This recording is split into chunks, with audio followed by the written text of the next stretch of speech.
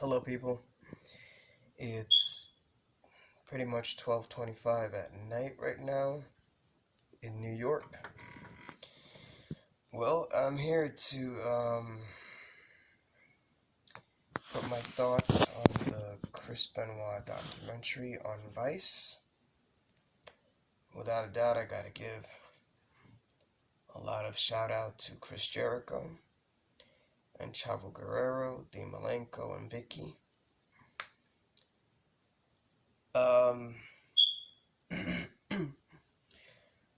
well, to be honest with everybody, I've always been a Chris Benoit fan. Always. Since as a kid, I loved him. Loved the suplexes, loved the crippler crossface, obviously. Without a question, Chris Benoit made wrestling look real. Everybody knows that. But people talk about the conspiracy theory and what had happened, what had not happened, and this, that, and the third. Well, I'm going to put my thought into it. I've been looking at this case since it first happened. I was very young when it happened too.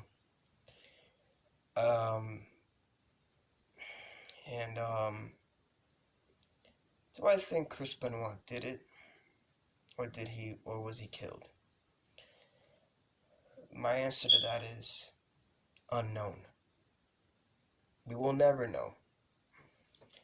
And the reason I say that is because, number one, if he was so paranoid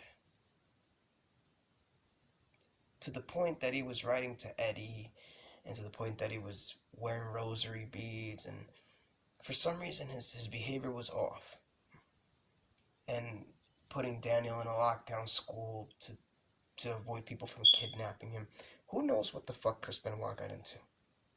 It reminds me of Bill Apter. This WWE guy, whatever. He was like really respected in the WWE business. Bill Apter still can't wrap his head around the fact, the boy. He could understand Nancy, aka woman, back in WCW. His wife. He could understand the wife, but it's just the boy. The boy is what just doesn't make any sense. This whole case has a lot of unanswered questions. The knife on the bottom of the bed. Yeah, the computer searches, but the reality is, supposedly his next door neighbor almost, Johnny Grunge or whatever, from the Public Enemy tag team had passed away in 2006 and would help him cope with Eddie Guerrero's, obviously, Eddie's death. I know it impacted Chris Benoit. But the thing is this. Whether Chris did it or Chris did not do it, we will never know the truth facts. That's just my opinion on it, because let's just be real, people. Come on. Were we there that night? No. Only 3 people know what happened, and they're dead. But only one person could have been able to answer that question better than anybody, and better than any documentary in this world. And that would be Eddie Guerrero. And well, Eddie's not here to ask him that question. But I believe, like Chris Jericho once even said in the podcast talking to Chavo, that this will always be a death that will be a mystery. It's the mystery of all mysteries. What made Chris snap? I don't know. What made Chris Benoit? Just the case itself just makes no sense. I think the police represented it very wrong. If Chris really drank all that much and that long for that period of time, 10 beers supposedly, and then, what was it, like half a bottle of wine or whatever, before he committed suicide. I mean, why was it? Supposedly they say his body, they didn't find any alcohol. they did not, and then they're saying they did. What's the real story here, people? They say he was negative, some people say he was positive. We don't know. Yes, we know the brain was fucked up. But we will never know what really happened that night. I mean, the police said they'll murder-suicide, but I mean, even the way he was dead, I mean, just sitting down, and there was a cloth on his neck, and you know, a towel, whatever. It just makes no sense to me. I don't understand why he would even care to put a cloth around his neck if he wanted to really just fucking end his life. Honestly, I believe, like I always keep telling people, he was either murdered, or like Bill Atner said, either his wife and son were already dead when he showed up from work, obviously from wrestling, and then he committed suicide. But then again, if he did commit those crimes, God knows why he did it. We will never know. But the way everybody presented Chris, they presented him like a polite young man. What the fuck his name is? Stevie Ray or whatever. He had said that. I like the way he put it. He says, when it comes to a marriage and a woman, it could push a man to the brink. We just will never understand why Daniel had to play a role in it. We never will.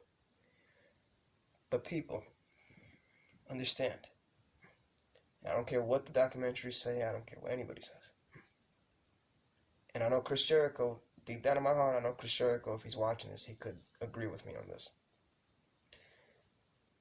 We will never really know what happened that night. Either Chris Benoit fucking snapped because he snapped and we don't know why he snapped. We don't know the reason behind why the fuck he snapped. Or a few murderers made it look like he did it. Who knows? Nobody knows. And we will never know. So people, only God knows what happened that night. There had to be a reason why Chris was paranoid and scared and talking about he was going to get killed and this, that, and the third. Who knows if Chris Benoit got himself into some sort of fucking trouble? Who knows? We don't know. We didn't live with the guy to know what the guy was going through. And since he was such a guy with few words, he probably would have told Eddie what was going on. And maybe he was trying to tell Eddie in his diary. But he couldn't because Eddie was already dead. But what if Eddie was still alive? I don't even think this tragedy would have occurred if Eddie was still around. I don't think it would have happened at all. But sadly, we will never see Chris Benoit in the Hall of Fame. I love Chris Benoit. I will always be a big fan of Chris Benoit. And sometimes I wear his shirt, Toothless Aggression. No matter what he did, or if he did it or he did not do it, we always got to look up to him as a wrestler. That's just the way I put it. So, I'm going to ask you guys, what do you guys think? Did he do it? Did he not do it? Or it's just an unsolved mystery that we just will never know what really made the man fucking snap? Or if the man was really murdered. We will just never fucking know what really went down. Rest in peace, Chris, and rest in peace, Eddie. Bottom line.